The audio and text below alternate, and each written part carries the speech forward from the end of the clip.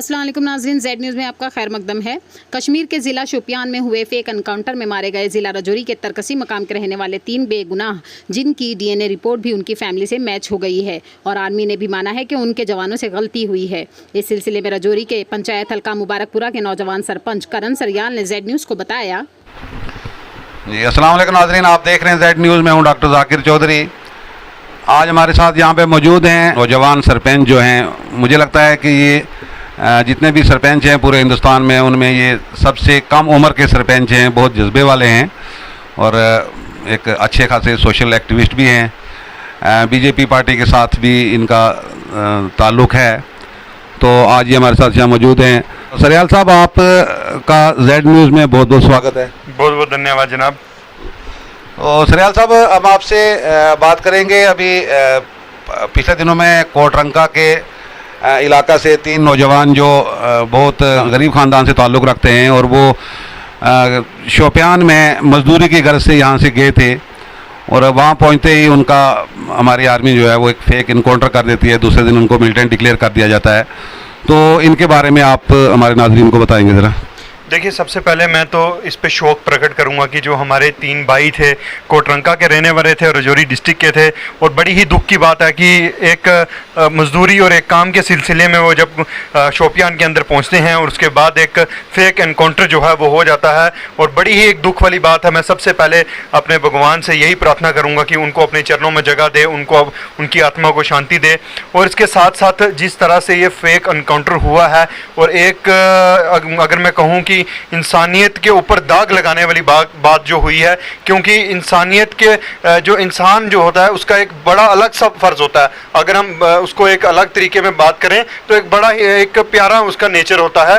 और इस तरह से ये जो एनकाउंटर हुआ है इसके ऊपर जो है एक इंसानियत के ऊपर दाग लगाने वाली बात हुई है, मैं तो यही कहूँगा। और एक कहीं ना कहीं जो इन्फॉर्मेशन है वो एक गलत मिलने की वजह से जो है उनके ऊपर जो है फेक इनकाउंटर किया गया। और मैं आज एक चीज़ और पूछना चाहता हूं कि उनके पास आधार कार्ड, उनकी आइडेंटिटी, उनके पास वेपन कोई नहीं थे, उनके पास कुछ नहीं था, उसके बावजूद भी एक फेक इनकाउंटर हुआ। और कहीं ना कहीं ये जो है शक या फिर कहीं ना कहीं एक साजिश के तहत मुझे जहां तक लगता है कि एक इनकाउंटर की लिस्ट अगर फुल करने की अगर बात की जाए तो कहीं ना कहीं ये 3 नाम उसके अंदर जोड़े जा रहे हैं शायद। और अगर बात की जाए एक गलत इन्फॉर्मेशन की वजह से जो है ये 3 जो यहाँ हमारे भाई थे वो वहाँ पे जाके एनकाउंटर में जो जिनका एनकाउंटर हो गया और बड़ी ही एक दुख वाली बात है ये।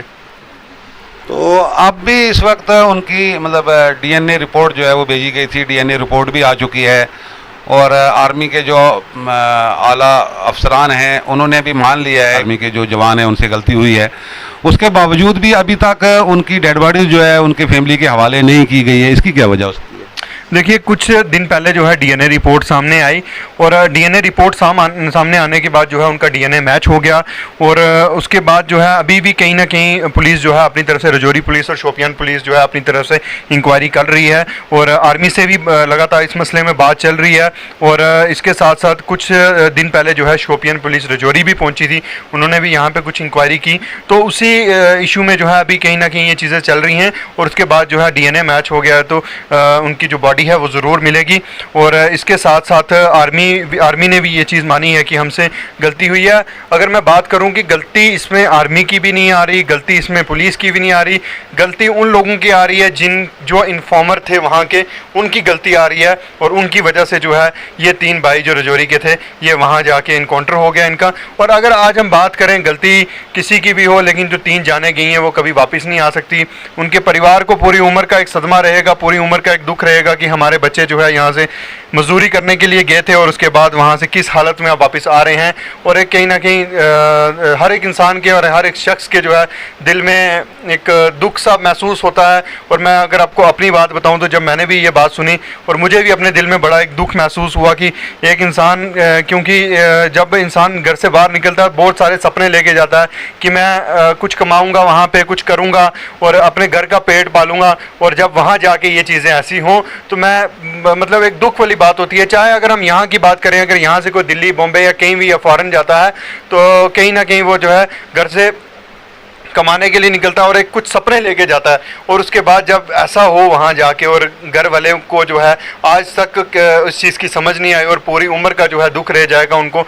छोटे छोटे बच्चे हैं उनका परिवार है, माँ है, बाप हैं, जो लगातार उस दिन से लेके जब उनको पता चला कि ऐसा वाकया उन बच्चों के साथ पेश आया है, और लगातार कभी डीसी ऑफिस, कभी एसपी ऑफिस, कभी कहाँ, कभी इस दर, कभी उसके दर ऐसे घूम रहे हैं, और सिर्फ अपने बच्चों की जो है बॉडी पाने के लिए। मैं आपके चैनल के माध्यम से गुजारिश भी करूंगा कि जो है उनकी जो बॉडी है वो जल्द से जल्द मिले, कि ताकि वो जो है उसका जनाजा पढ़ के, एक दुआ पढ़ के, क्योंकि जिनकी जाने जानी थी वो तो चली गई हैं, अब वो वापस तो आ नहीं सकती, लेकिन कहीं ना कहीं जो है वो उनका जो लास्ट राइट्स जो है वो उनको मिलने चाहिए, और जल्द से जल्द जो है ये कार्रवाई पूरी होनी चाहिए।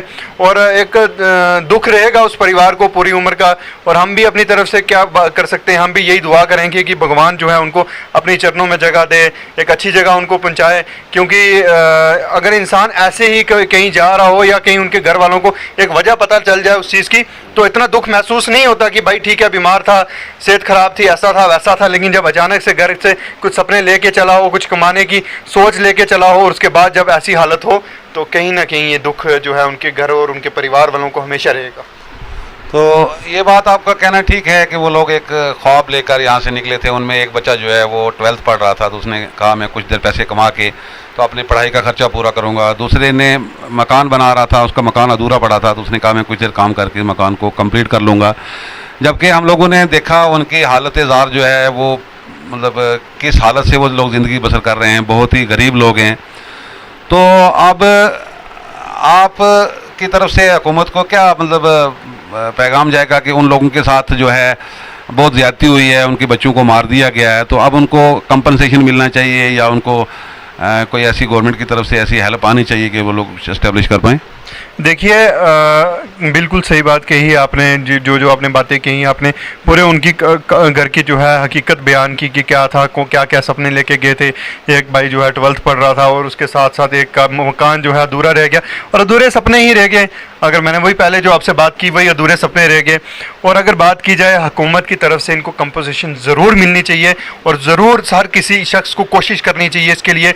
हमारे एक भाई हैं वो भी एक एक्टिविस्ट हैं, उन्होंने इस मसले में बड़ा जोर डाला और उन्होंने बड़ी ज़्यादा कोशिश करके जो है इस मसले को यहाँ तक पहुँचाया, और उन्होंने बड़ी कोशिश की, मैं तो यही कहूँगा। और ऐसे एक्टिविस्ट भी होने चाहिए। और अगर हुकूमत की बात की जाए तो हुकूमत को ज़रूर इस चीज़ पे जोर देना चाहिए, और कहीं ना कहीं किसी न किसी फंड से जो है इसके परिवार को, एक जिनका बच्चा जाना था वो तो चला गया, लेकिन एक उम्मीद जो है, एक उम्मीद होती है, एक इंसानी तौर पे हर किसी का फ़र्ज़ बनता है अगर कोई ना कोई अपने एफर्ट्स करके वहाँ तक वो चीज़ पहुँचाए, तो शायद उनके दिल में भी ये एहसास रह जाए कि भाई चलो ठीक है, अगर बच्चा हमारा बेमौत मारे गए हैं तो कुछ ना कुछ हमें भी इस चीज़ का मिला है। और ये कंपोजिशन ज़रूर उनको मिलना चाहिए और पूरी कोशिश देनी चाहिए।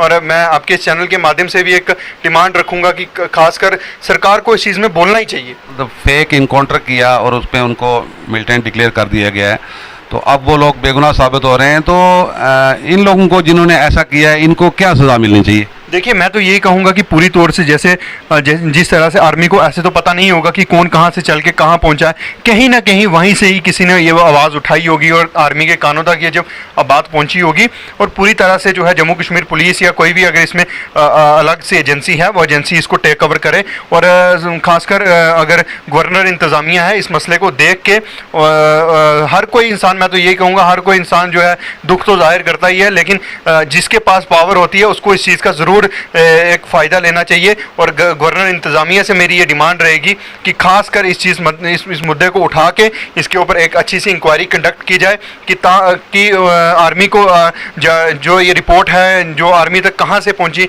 कौन से इन्फॉर्मर थे, कहाँ से कौन शख्स थे, कौन सी गलत चीज़ें जो हैं उन्होंने आर्मी को बताई और आर्मी ने ये चीज़ की। और ये चीज़ें जैसे ही इंक्वायरी उसके ऊपर बैठेगी और ये चीज़ें तभी खुलेंगी, और कहीं ना कहीं जो कल्प्रिट्स हैं उनको सज़ा ज़रूर मिलनी चाहिए, क्योंकि ऐसा तो हो नहीं सकता कि उनको भी पता ना हो। और कहीं ना कहीं कुछ साजिश या कुछ ऐसी चीज़ें होंगी ये इंक्वायरी में ही सामने आ सकती हैं, और गवर्नर इंतज़ामिया को जो है इस चीज़ के ऊपर ज़रूर बोलना चाहिए और कड़े से कड़े कदम लेने चाहिए, ताकि आइंदा के बाद जो है यहाँ से भी अगर कोई शोपियान या कहीं अनंतनाग या बारामूला या कहीं और डिस्ट्रिक्ट में भी जाता है, आइंदा के बाद जो है हमारा कोई भी बच्चा या कोई भी वहाँ से यहाँ आए, ऐसी चीज़ें नहीं पेश आनी चाहिए। क्योंकि ये चीज़ें जो हैं कल की हर एक इलाके में हर एक मजदूरी करने वाले इंसान के दिल के अंदर डर डाल सकती हैं, और कहीं ना कहीं ये चीज़ें जो हैं आने वाले टाइम के अंदर बहुत अलग से भी हो सकती हैं। एक साजिशें चलती रहती हैं इस तरीके से। अगर आज ये चीज़ हुई है, और आज के टाइम पे अगर मैं बात करूं,